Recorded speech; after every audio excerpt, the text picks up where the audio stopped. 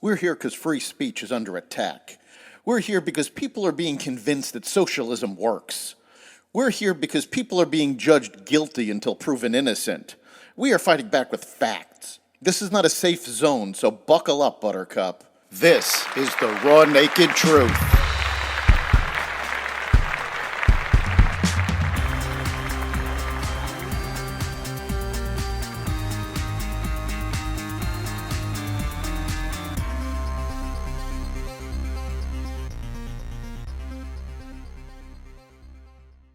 Twitter, gun control, the Taliban, and more. Welcome to the Raw Naked Truth. I'm your host, Eric Lupkin, and here's the news you need to know. Elon Musk booted former FBI General Counsel James Baker from the company for suppression of information. Baker was at the center of the Twitter suppression scandal and has been featured repeatedly in the Russian investigation launched by the Justice Department, including the hoax involving the Russian Alpha Bank. In light of concerns about Baker's possible role in suppression of information important to the public dialogue, he was exited from Twitter, Musk tweeted. Among the documents revealed in Friday's Twitter files was a message from Baker during a discussion about suppressing the New York Post laptop story, saying, "I support the conclusion that we need more facts to assess whether the materials were hacked," but added, "It's reasonable for us to assume that they may have been and that caution is warranted."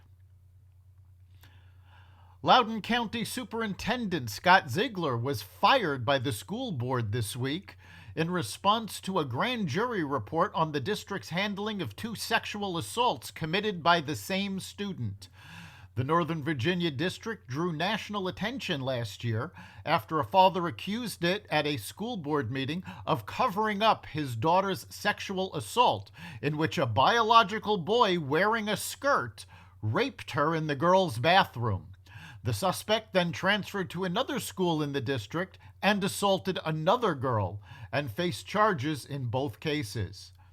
The father alleged the district had attempted to cover up his daughter's assault to advance its transgender policy, which had been subject to parental protests at LCPS school board meetings. The grand jury report, released this week, said the district was looking out for its own interests instead of the best interests of its students, and that the school system failed at every juncture. The Taliban carried out its first public execution of a prisoner since returning to power in Afghanistan last year, a spokesperson for the Islamic fundamentalist group said Wednesday. Senior Taliban leaders attended the execution in western Farah, province of a man accused of fatally stabbing another man in 2017. The victim's father carried out the execution, shooting the condemned man 3 times. 3 courts investigated the case, and the Taliban's supreme spiritual leader authorized the sentence. Before the execution, Afghanistan's Supreme Court announced that public lashings of men and women for certain offenses, including robbery and adultery, had been carried out in several provinces recently. The United Nations Human Rights Office has called for the Taliban to halt such punishments.